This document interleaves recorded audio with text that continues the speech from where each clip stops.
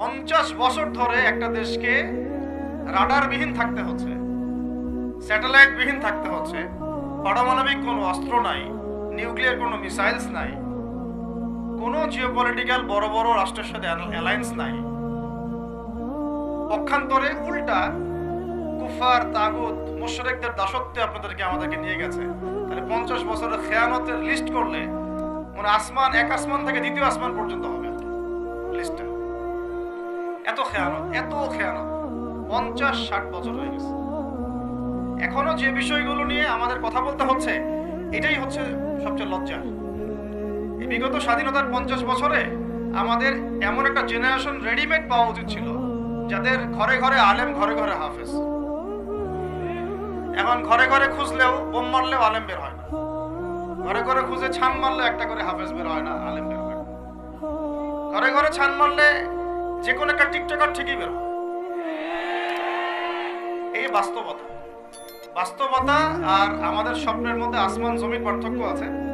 এগুলো হাসির কোনো বিষয় না, এটা হচ্ছে বাস্তবতা। মানে পুরা প্রাইমারি স্কুল থেকে শুরু করে প্রাইমারি স্কুলের শিক্ষক, প্রাইমারি স্কুলের টিচার এবং স্টুডেন্ট, হাই স্কুলের টিচার, অনার্সের স্টুডেন্ট, অনার্সের টিচার, মাস্টার্সের স্টুডেন্ট, মাস্টার্সের টিচার, তারপরে বিবিএ, এমবিএ, তারপরে যে আপনার প্রাইভেট ইউনিভার্সিটি ইত্যাদি ইত্যাদি, ইভেন বিসিএস সেক্টর, শিক্ষা কমিশন, এমপি, মন্ত্রী, পার্লামেন্ট, সবগুলোকে যদি একটা জায়গায় আপনি বসান, সবাইকে 15 কোটি মানুষকে একটা জায়গায় বসান, দেখবেন যে এদের 90% কোরআন তেলাওয়াতি করতে পারে।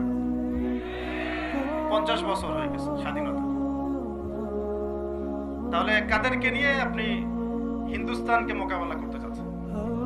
কাদেরকে নিয়ে আপনি যে রামবাম, প্রগতিশীল এবং এই ইসকন টিসকনকে মোকাবেলা করতে চাচ্ছেন? কাদেরকে নিয়ে? আবেগ দিয়ে তো হবে না। আর তাদের ব্যাপারটা তো এতই স্ট্রং, তারা তো এমন ভাবে তাদের মানে আগ্রাসন লালন করছে যে ওরা যদি পারতো এখন পুরো বাংলাদেশটাকে ওদের মানচিত্রভুক্ত করে ফেলত। ষড়যন্ত্র কিন্তু এই পর্যন্ত, এটা আমরা বুঝি আর না বুঝি। আর আমরা তো খুব সাম্প্রদায়িক সম্প্রীতির বয়ান দিচ্ছি এখন আর কি। বিগত সময়ে কিছু রাজনীতি হয়েছে জঙ্গিবাদ শব্দ দিয়ে রাজনীতি করা হয়েছে।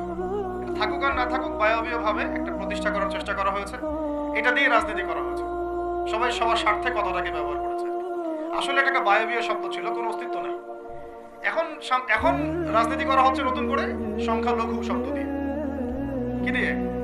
সংখ্যালঘু। তো সংখ্যালঘু শব্দ দিয়ে যে রাজনীতি করা হয়, তো সংখ্যালঘু যারা, তারা সংখ্যাগুরু কমিউনিটির মধ্যে সাইফুর রহমানকে এভাবে দিনে দুপুরে কুপিয়ে হত্যা করে কিভাবে?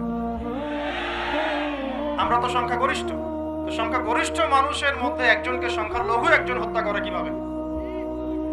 এর আগে ফরিদপুরে হয়েছে, আমরা তখনও সাম্প্রদায়িক সম্প্রীতির বলিয়া ওড়াইলাম। চট্টগ্রামে হইল, এখনো সাম্প্রদায়িক সম্প্রীতির বলিয়া ওড়াচ্ছি, ঠিক আছে? এবং আমাদের সবাইকে বোঝানো হচ্ছে যে সবাই শান্ত থাকেন, কেউ কোনো রকমের টু শব্দ করবেন। আচ্ছা, করলাম না, শান্ত থাকলাম, ধৈর্য ধরলাম, ঠিক আছে।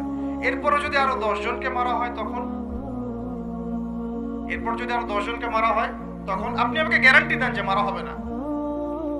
আপনারা আমাদেরকে গ্যারান্টি দেন যে মারা হবে না। যদি মারা হয় তখন আপনি বলছেন মারা হবে না ইনশাআল্লাহ, ঠিক আছে। যদি মারা হয় তখন, এখন আমি ধৈর্য ধরলাম, এখন আমি সাম্প্রদায়িক সম্প্রীতির কথা বললাম, এখন আমরা চুপ থাকলাম, কেউ অ্যাগ্রেসিভ কোনো ভূমিকায় গেলাম না, এবং যাওয়া উচিত না, ঠিক আছে, খালাস। আর আপনি আমাকে গ্যারান্টি দেন এই ঘটনাগুলো আগামীতে ঘটবে না। প্রশাসন গ্যারান্টি দেন, সরকারে যারা আছেন গ্যারান্টি দেন। দিতে পারবেন? যদি দিতে না পারেন, কেন পারবেন না?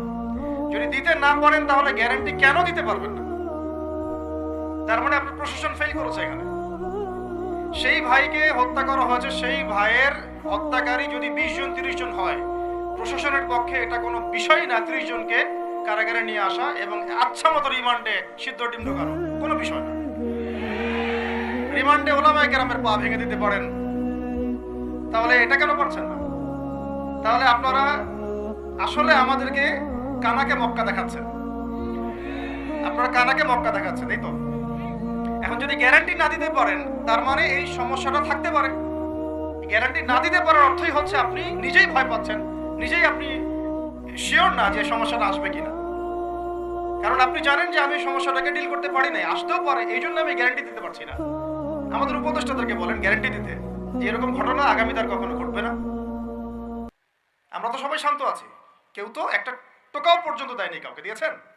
আচ্ছা ঠিক আছে, আবার আমি প্রশ্ন করছি, যদি গ্যারান্টি না দিতে পারে এবং না দিতে পারাটাই তাদের ব্যর্থতা, এবং এর যদি উপযুক্ত বিচার তারা করতে না পারে, না করতে পারাটাই ব্যর্থতা সংখ্যাগরিষ্ঠ মুসলিম রাষ্ট্রে, তাহলে এই ঘটনা যদি আগামী 1 বছরে, 2 বছরে, 5 বছরে আবারও রিপিটেড হয় এবং একজনের জায়গায় 3 জন, 4 জন, 5 জন, 10 জন পর্যন্ত পৌঁছায়, তখন আপনাদের ভাষাটা কি হবে? তখন আপনারা কি ভাষায় কথা বলবেন আর আমাদেরকে কি বুঝাবেন? এটা আমার প্রশ্ন। আরো প্রশ্ন আছে, সাইফুর রহমান যদি আপনার ছেলে হইতো তাহলে কি হতো? সাইফুর রহমান যদি আমাদের উপদেষ্টাদের কেউ হতো তাহলে কি হতো? সাইফুর রহমান যদি আমাদের যে ওলামায়ে কেরামগণ, শ্রদ্ধার সাথেই বলছি, বিনয়ের সাথে, আপনাদের যদি ছেলে হতো আপনারা কি সেম কথা বলতেন কিনা? সাইফুর রহমান যদি আপনার মেয়ের জামাই হতো তাহলে আপনি সেম কথা বলতেন কিনা? এই জায়গাগুলো তো অনেক গ্যাপস আছে। আমাদের এত স্বার্থপর চিন্তা চেতনা যে আমার তো আর নিজের ছেলে মরে নাই, আমার তো আর নিজের ভাইকে মারা হয় নাই, আপনি তো তাকে আপনার ভাই মনে করতে পারছেন না এখনো। এখন পর্যন্ত আপনি সাইফুর রহমানকে আপনার ভাই মনে করতে পারেন নাই। সবাই চুপ। আর আমাদের কিছু সুরসুরি মানহাজের কিছু মানুষ আছে, সুরসুরি আর গিরগিটি মানহাজ, মানে তাগুতের নাম এক্স হইলেও তার পক্ষে, ওয়াই হইলেও তার পক্ষে, জেড হইলেও তারই পক্ষে, সবসময় চুপ। একদম সুরসুরি মার্কা ঠান্ডা ঠান্ডা মানহাজ মানুষকে দেওয়া হয় এবং তারা একটু জনপ্রিয়, এই কারণে জনগণও চুপ হয়ে যায়। তাদের একটা স্ট্যাটাস দেখেই মানুষ চুপ। হ্যাঁ, আমার তো আকাবির, আমার তো অমুক, আমার স্কলার এই বলছে, আমার শায়েক এই বলছে, বাস আমি চুপ।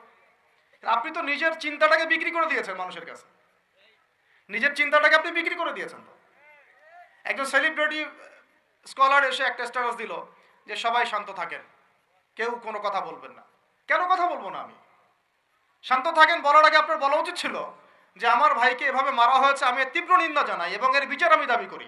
তারপরে আপনি বলতে পারতেন আপনারা শান্ত থাকেন, আমরা বিষয়টা ডিল করছি।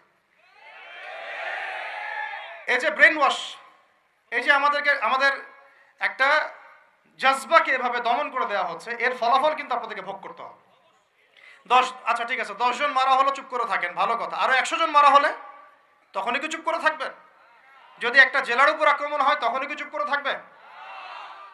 আপনারা শয়তান থেকে পালাতে চাচ্ছেন, কিন্তু শয়তান তো আপনাকে ছাড়বে না। আপনি কিছু বলেন আর নাই বলেন, আমি বলছি না এখনই বলেন, আমি বলছি আপনি এই হত্যার উপযুক্ত বিচার আমাদের সামনে নিশ্চিত করেন। জাতির সামনে এই 20-30 জন লোককে হাজির করে প্রকাশ্যে ফাঁসি দিয়ে দেখান যে হ্যাঁ আমরা সাইফুর রহমানের পক্ষে আছি। কিছুই করতে পারেন নাই পর্যন্ত, আপনারা কিছুই করতে পারেন নাই।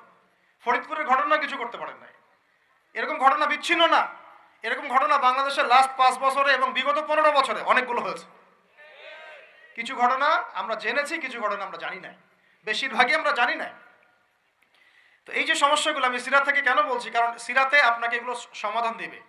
আর এই বিষয়টা আমাকে খুব পীড়া দিচ্ছে ভিতর থেকে, যেটা আমাদের আচরণ, আমরা যে এত বেশি মানে দাসত্বের একটা ইয়াতে চলে আসছি, মেজাজটা আমাদের দাসত্বের মধ্যে চলে আসছে। আমরা শত্রুর চোখে চোখ রেখে কথাই বলতে পারি না। শত্রুর চোখে চোখ রেখে কথা না বললে তো সে আমাকে দাম দিবে না। কই, সে তো চায়নার সাথে এসব ডিল করতে পারে না, সে তো ইভেন পাকিস্তানের সাথেও তো পারে না। পাকিস্তানে কি খুব মুসলিমদের ঐক্য আছে নাকি? নাই তো। ওর ইন্টারনাল অবস্থা তো আমাদের চেয়ে অনেক সময় খারাপ। কয়েকটা পারমাণবিক বোম আছে, এই কারণে তার দিকে তাকাতে পারে না। স্বাধীনতার 50 বছরে কয়টা মিসাইল তৈরি করলেন? একটাও তো তৈরি করার ফিকির করলেন না। তাহলে বিগত 50 বছরের ইতিহাস যদি আমরা ঘাটি,